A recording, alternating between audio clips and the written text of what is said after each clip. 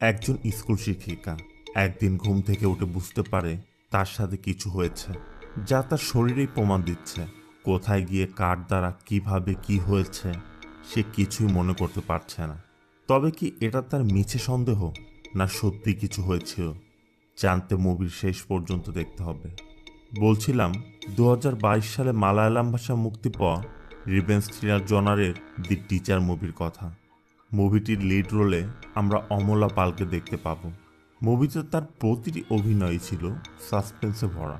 তো চলুন বন্ধুরা, মুভির আসল রহস্যটি জেনে আসি। এই যে মেয়েটিকে দেখছেন, তার নাম দীপিকা। পেশা একজন ফিজিক্যাল এক্সারসাইজ ট্রেনার। ঘরের বাইরে যে বসে আছে তার স্বামী সুজিত। দীপিকা সুজিতকে বলছিল, আমাকে ডাকবে না তুমি? সুজিত বলে, তুমি বলেছিলে তোমার কাজের প্রেশার শেষ হলে ভালো ঘুমের প্রয়োজন তোমার, তাই ডাকিনি। আর তুমি ঘুমের মধ্যে কি সব আবল তাবল বলছিলে, কিছুই তো বুঝলাম না আমি। সুজিত একটি হসপিটালের ওয়ার্ড বয়ের কাজ করে। এখানে আমরা জানতে পারি দীপিকা যে স্কুলে জব করে, দীপিকার স্টুডেন্টরা ডিস্ট্রিক্ট লেভেল চ্যাম্পিয়ন হয়েছে। গতকালই তার প্রোগ্রাম ছিল। সুজিত দীপিকার কান দেখে জানতে চায়, তোমার কানের ইয়ারিংটা কোথায় গেল? অথচ দীপিকার মনেই পড়ছে না সে ইয়ারিং কোথায় খুলেছে আর কোথায় রেখেছে। দীপিকা তার ব্যাগ বের করে ইয়ারিং খুঁজতে শুরু করে। এখানে আমরা আরও একটি বিষয় জানতে পারি, তাদের দুজনেরই বিয়ে হয়েছে 4 বছর, এখনও কোনো বাচ্চা হয়নি। ট্রিটমেন্টে কাজ হচ্ছে না দেখে এখন মন্দিরে মন্দিরে পুজো করে যাচ্ছে একটি বাচ্চার আশায়।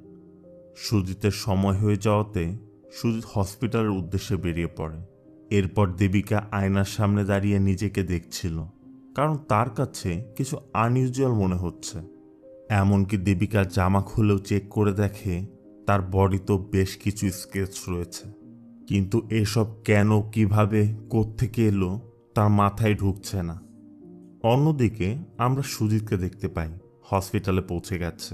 সুজিত যার সাথে কথা বলছে তার নাম কেভিন, সুজিতের একমাত্র কাছের বন্ধু। এমন কিছু নেই যা সুজিত কেভিনের সাথে শেয়ার করে না।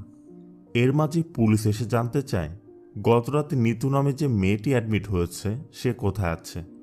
সুজিত তাদেরকে ডি ব্লকে নিয়ে যায়, যেখানে নিতুর ট্রিটমেন্ট চলছে। নিতুর মূলত গতকাল ধর্ষণ হয়েছে। তার বাবা মা অ্যাপার্টমেন্টের ওয়াচম্যানের নামে কমপ্লেন করেছিল, কিন্তু পুলিশ ওয়াচম্যানের থেকে ঘুষ নিয়ে কেসটি উইথড্র করাতে যাচ্ছে।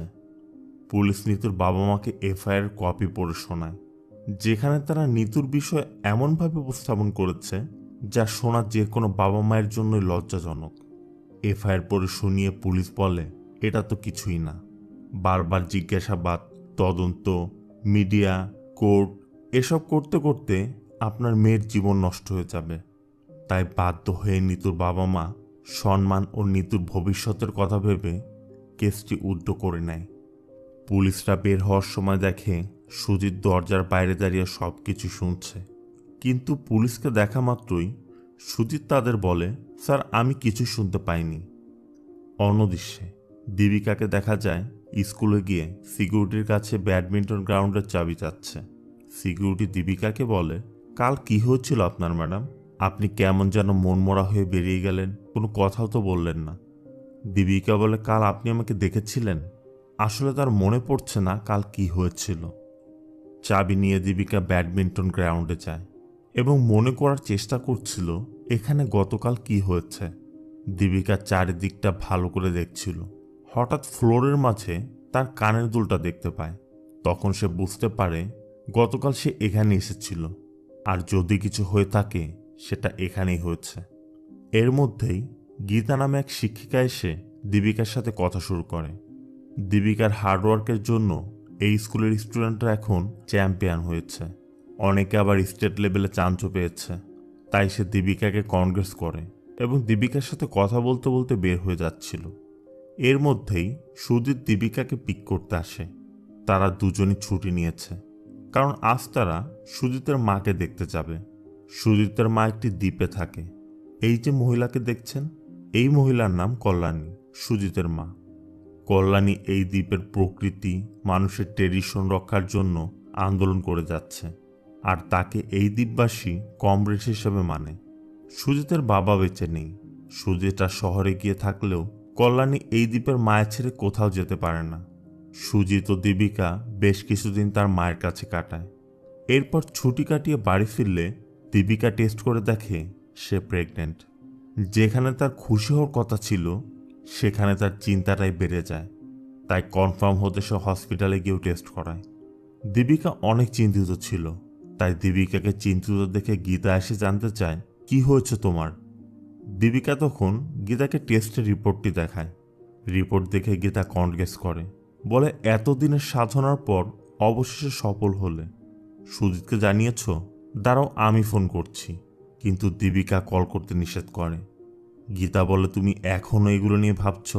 তোমার অতিরিক্ত চিন্তাধারার জন্য এমন হচ্ছে। তোমার আগে সাইকিয়াট্রিস্টের কাছে যাওয়া উচিত। দীপিকা গীতাকে বলে আমি তো ভোলার অনেক চেষ্টা করছি, কিন্তু ভুলতে পারছি না। আসলে দীপিকা ধারণা করছিল ওই দিন তার রেপ হয়েছে, কিন্তু তার কাছে তার কোনো প্রমাণই নেই।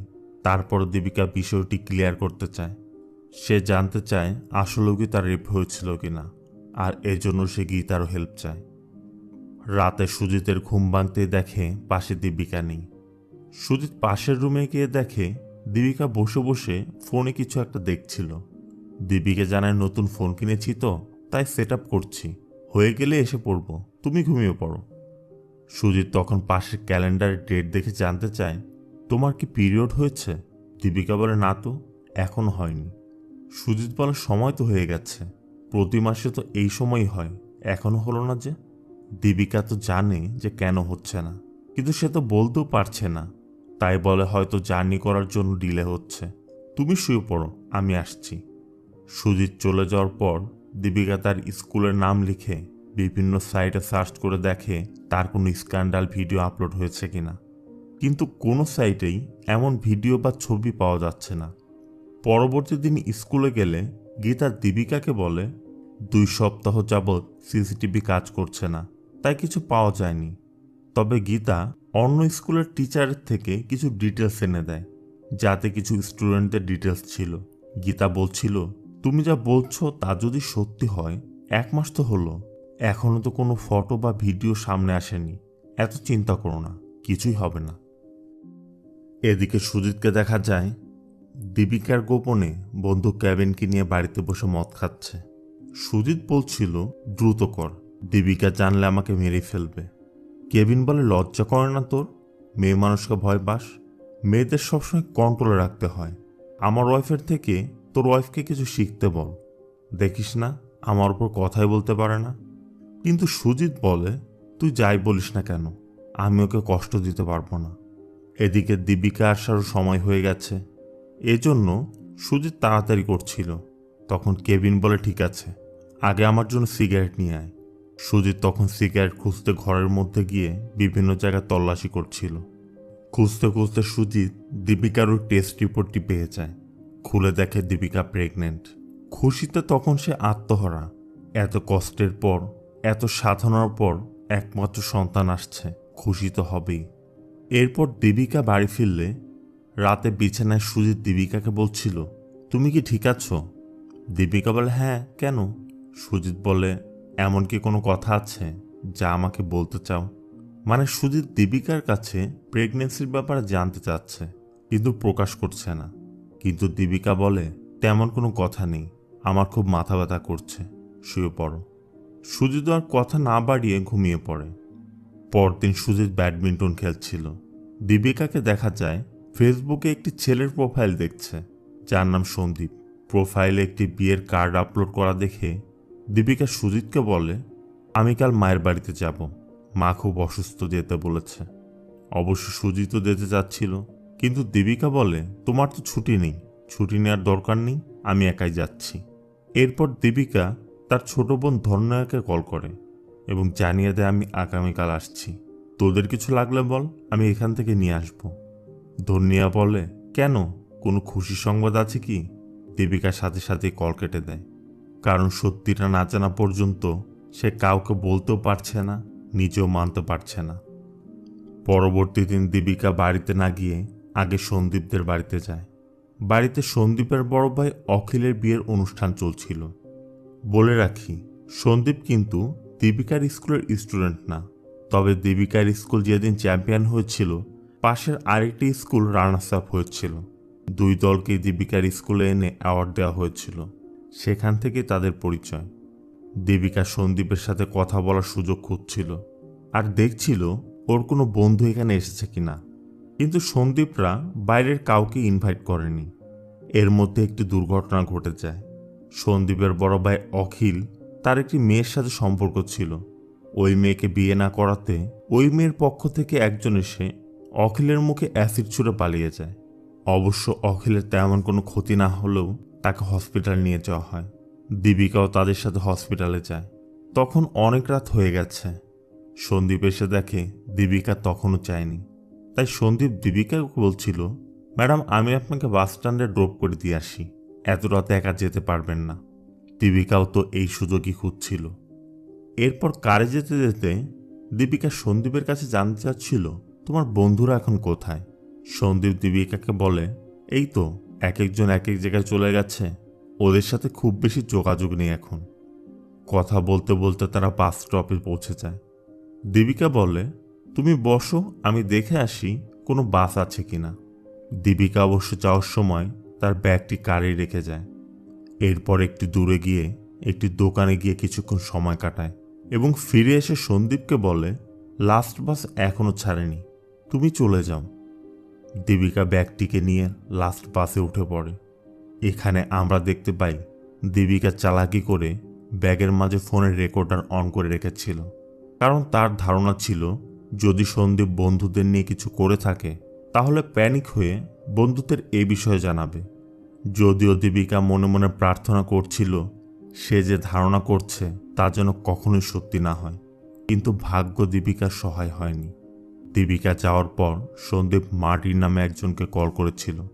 সন্দীপ মার্টিনকে বলেছিল, আমরা ধরা পড়ে গেছি, ও বারবার তোমাদের কথাই জানতে চাচ্ছে। মার্টিন বলে, তুই এত ভয় পাচ্ছিস কেন? নবীন তো কোচিতে আছে। সন্দীপ বলে, ওকে ব্যাপারটা জানাতে হবে। মার্টিন বলে, তুই এত পাগলামি করিস না তো, 1 মাস আগের ঘটনা। যে মেডিসিন আমরা দিয়েছিলাম 24 ঘন্টা পর্যন্ত তার ইফেক্ট থাকে, কোনো টেস্টেও তো ডিটেক্ট হবে না। সন্দীপ জানতে চায়, তুই এসব কিভাবে জানলি? মার্টিন জানায়, আমার বাবা একজন ফার্মাসিস্ট, আমি সব মেডিসিন সম্পর্কে ভালো জানি। তুই ভয় পাস না, আর ভুলে যাস না ওই ঘটনার ফটো আর ভিডিও আমাদের কাছে আছে। একজন সাধারণ টিচার কী বা করতে পারবে? এর মধ্যে দীপিকা এসে পড়লে সন্দীপ ফোন রেখে দিয়েছিল। দীপিকা এখন কনফার্ম হলো সন্দীপ তার 3 বন্ধুকে নিয়েই ওই দিন তাকে এক ধরনের মেডিসিন দিয়ে রেপ করেছিল, যার জন্য সে কিছুই মনে করতে পারছিল না। দীপিকা সন্দীপের অন্য বন্ধুদের নামও ফেসবুকে সার্চ করে দেখে তারা এখন কোথায় আছে, আর কোনো ভিডিও বা ছবি তারা পোস্ট করেছে কিনা সব কিছু চেক করে দেখে। এরপর দীপিকা মায়ের বাড়িতে যায় এবং ছোট বোন ধন্যাকে সব কিছু খুলে বলে তার সাথে কি কি হয়েছে। দীপিকা তাকে এটাও জানায় সুজিত এ ব্যাপারে তখনও কিছুই জানে না। অন্যদিকে আমরা সুজিতকে দেখতে পাই একজন ডক্টর সুজিতকে ডেকে এনেছে। ডক্টর বলছিল, সুজিত হঠাৎ করে এমন ডিসিশন কেন নিচ্ছ? সুজিত জানতে চায়, কি ডিসিশন ম্যাডাম? ডক্টর বলে, তোমার স্ত্রী প্রেগনেন্ট তা তো তুমি জানো। দীপিকা কয়েকদিন আগে আমার কাছে এসেছিল, ও জানতে চাচ্ছিল অ্যাবর্শন করাতে কত সময় লাগতে পারে। এত কষ্টের বাচ্চা তোমাদের, তারপরে এমনটা কেন করছো? সুজিত তো পুরো অবাক। সুজিত বলে, আমি তো এ ব্যাপারে কিছুই জানি না ম্যাডাম, দীপিকা আমাকে কিছুই জানায়নি। ডক্টর বলে, দেখো সুজিত, প্রথম বাচ্চা এভাবে আর্লি স্টেজে অ্যাবর্শন করালে দীপিকার পরবর্তী বাচ্চা না হওয়ার আশঙ্কা থাকছে, অনেক হেলথ ইস্যু আছে, তোমার ওর সাথে কথা বলা উচিত। এর মাঝে অন্য পেশেন্ট এসে পড়ায় সুজিত বের হয়ে চলে যায়। এরপর আমরা দীপিকাকে দেখতে পাই বাড়ির পাশেই পাথর ভাঙার একটি স্থানে গিয়েছে। এখানে আমরা এটাও জানতে পারি দীপিকার বাবা একসময় এই কাজের লিডার ছিল। তারা বোমা ফাটিয়ে পাহাড় ধস করাতো, এরপর পাথর উত্তোলন করত। দীপিকার বাবা মারা যাওয়ার পর তার বাবার এক বন্ধু এখন এই দায়িত্ব পালন করছে। গ্রামের সবাই দীপিকাকে খুবই ভালোবাসত। দীপিকার চাচা আবু নামে একজনের কথা বলে যে আবুর শেষকৃত্যে তোমার আসা উচিত ছিল। কে এই আবু আর দীপিকার সাথে তার কি সম্পর্ক তা আমরা পরে জানতে পারব। দীপিকা বাড়িতে না ফিরে মায়ের কাছে কয়েকদিন থেকে যায়, কিন্তু কোনোভাবেই কোনো ডিসিশন নিতে পারছে না। সে কি করবে, কিভাবে সুজিতকে সবকিছু বলবে। এরপর দীপিকা বাড়ি ফিরে আসে। সুজিত এসে দেখে দীপিকা বমি করছিল। দীপিকা আর সুজিতের কাছে কিছুই লুকাতে পারছিল না, তাই পুরো ঘটনাটি বলতে শুরু করে। এখানে ফ্ল্যাশব্যাকে দেখানো হয় ডিস্ট্রিক্ট লেভেলের চ্যাম্পিয়ন ও রানার্স আপ টিমকে অ্যাওয়ার্ড দেওয়া হয়েছে। রানার্স আপ টিম ছিল অন্য স্কুলের, তারাও এখানে এসেছিল।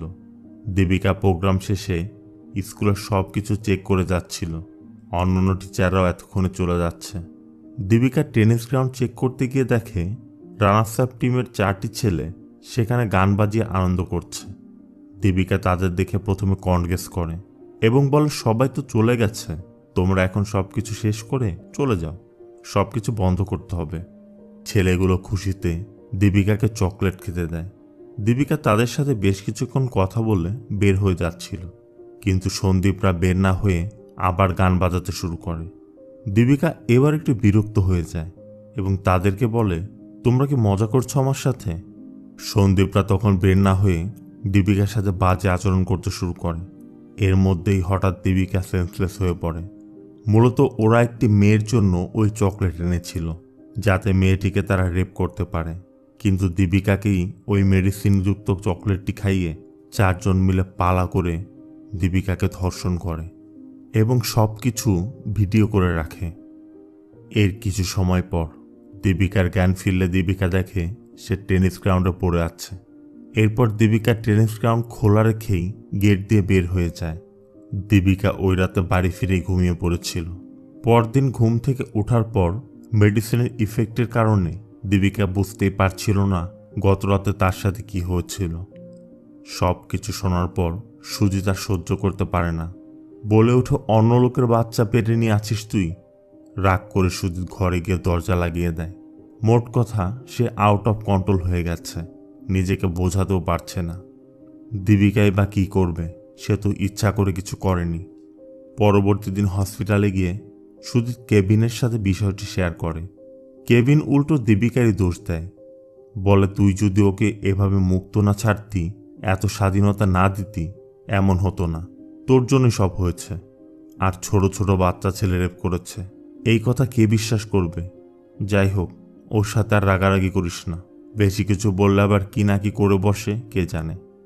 সুজিত বলে, তাহলে এখন আমাকে কি করতে বলছিস? কেভিন বলে, কেউ কিছু জানার আগে চুপচাপ অ্যাবর্শন করিয়ে নে, এটাই নিরাপদ হবে, এছাড়া কোনো অপশন নেই। সুজিত তখন কেভিনকে অনুরোধ করে, আমি সহ্য করতে পারছি না, তুই একটু দীপিকার সাথে কথা বল না ভাই। এরপর দুজন বুদ্ধি করে সুজিত কেভিনকে নিয়ে বাড়িতে যায়। সুজিত বাড়ি এসে দেখে তার মা কল্যাণী এসেছে, তবে কল্যাণী এসব এখনও জানে না। সুজিতকে দেখে দীপিকা চা বানাতে যায়। এই সুযোগে সুজিত কল্যাণীকে অন্যদিকে নিয়ে যায়, যাতে কেভিন দীপিকার সাথে ওই ব্যাপারে আলোচনা করতে পারে।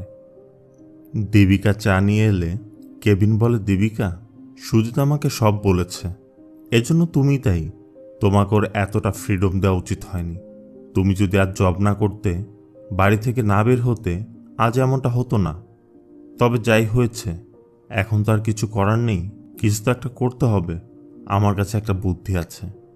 কেভিনের মুখে এইসব কথা শোনা মাত্রই দীপিকা কেভিনকে কুকুরের মতো বের করে দেয়। এরপর কেভিন চলে যাওয়ার পর সুজিত দীপিকার কাছে যায়। দীপিকা বলে, এরপর থেকে আমাকে উপদেশ দিতে কাউকে আনার আগে আমাকে আগে থেকে জানিয়ে দিও, আমার প্রস্তুতি নেওয়ার দরকার। তুমি আমার স্বামী, কেভিন না, এটা তোমার বোঝা উচিত ছিল। সুজিত বলে, দেখো, আমি কেভিনের সাথে সব শেয়ার করেছি যাতে ও তোমাকে বোঝাতে পারে। দীপিকা বলে, ও কি বোঝাবে, যেখানে তুমি নিজেই আমাকে বুঝতে পারছো না। সুজিত বলে, তাহলে এখন আমি কি করব, তুমি বলে দাও। দীপিকা তখন পুলিশে কমপ্লেন করতে চায়, আর এজন্য সুজিতকে হেল্প করতে বলে।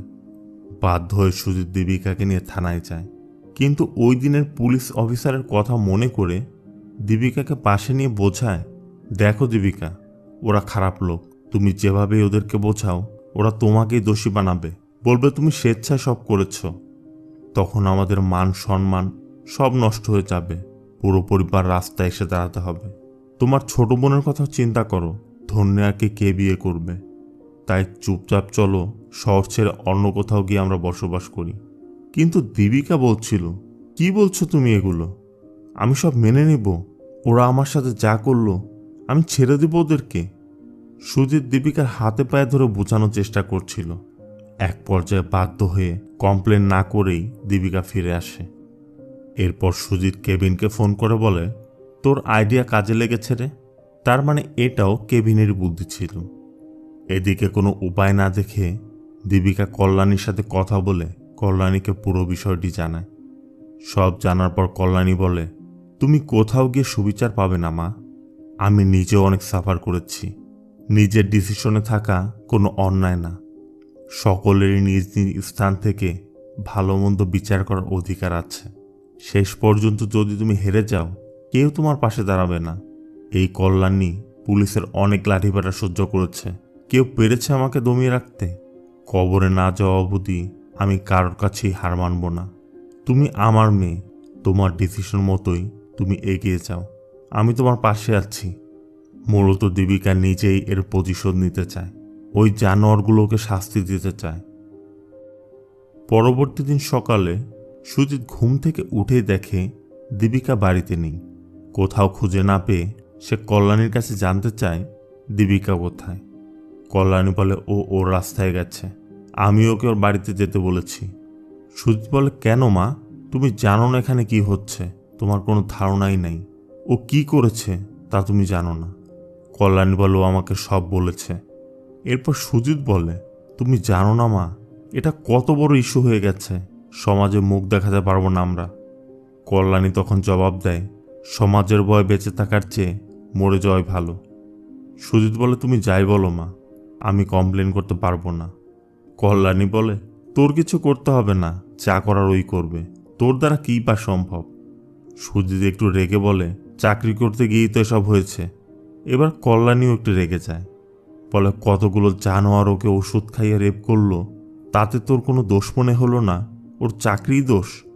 তোকে কি আমি জন্ম দিয়েছিলাম? কল্যাণী ঘর থেকে বের হয়ে যায় এবং সুজিতকে বলে যায়, আজকের পর থেকে কখনো আমাকে দেখতে যাবি না। একজন মেয়েই জানে অন্য মেয়ের সম্মান হারানোর যন্ত্রণা কতটা হয়। অন্যদিকে দীপিকাদের হসপিটালে দেখা যায়। সুজিত কল করে কল্যাণীকে চাইলে কল্যাণীর মা জানায়, তোমার আর আসার দরকার নেই, কিছুক্ষণের মধ্যে সার্জারি হবে। এই বলে সে ফোন রেখে দেয়। এরপর সুজিত হসপিটালে ডিউটিতে যায়। যাওয়া মাত্র রিসিপশন থেকে একজন টিটকারি করে বলে ওঠে, কিরে সুজিত, শুনলাম ফ্রিতে টফি পেয়েছিস। সুজিতের আর বুঝতে বাকি থাকে না সে কি বোঝাচ্ছে, তাই জানতে চায় কে বলেছে। কেভিন? লোকটি বলে হ্যাঁ। এরপর সুজিত কেভিনকে ধরে মারতে শুরু করে, কারণ সে বিশ্বাস করে তাকে সব বলেছিল। ঘরের কথা বাইরের মানুষকে জানালে এমনটা হয় স্বাভাবিক। এখন সুজিত বুঝতে পারছে তার কেভিনকে জানানো উচিত হয়নি। এখান থেকে সিন চলে যায় দীপিকাদের বাড়িতে। আজমল নামে একটি ছেলে দীপিকার সাথে দেখা করতে এসেছে।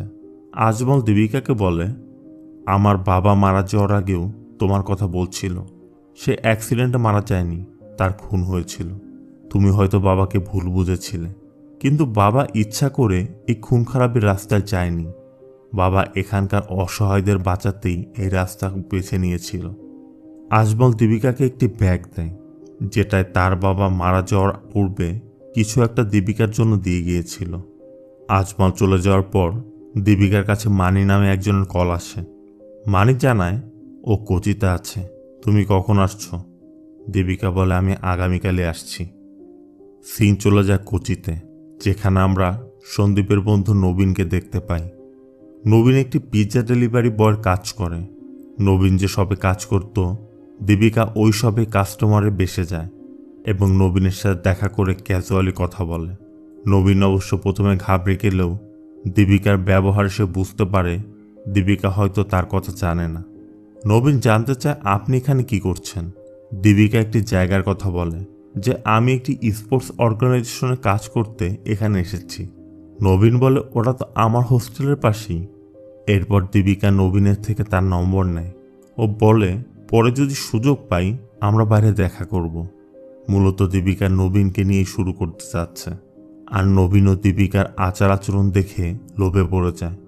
এই যে লোকটিকে দেখছেন, তার নাম মানি। সে কোচিতে দীপিকাকে সাহায্য করছে। মানি বলছিল সব আমার উপর ছেড়ে দিন, আমি দেখব। এরপর একজন পুলিশ অফিসার এসে মানিকে সেখান থেকে নিয়ে যায়, কারণ মানি পুলিশের সোর্সের কাজ করত। রাতে নবীনকে দেখা যায় হোস্টেলে ফিরে হোস্টেলের ছাদে একটি মেয়ের সাথে কথা বলছে। মূলত এখানে এই মেয়েটিকে সে পটিয়েছে।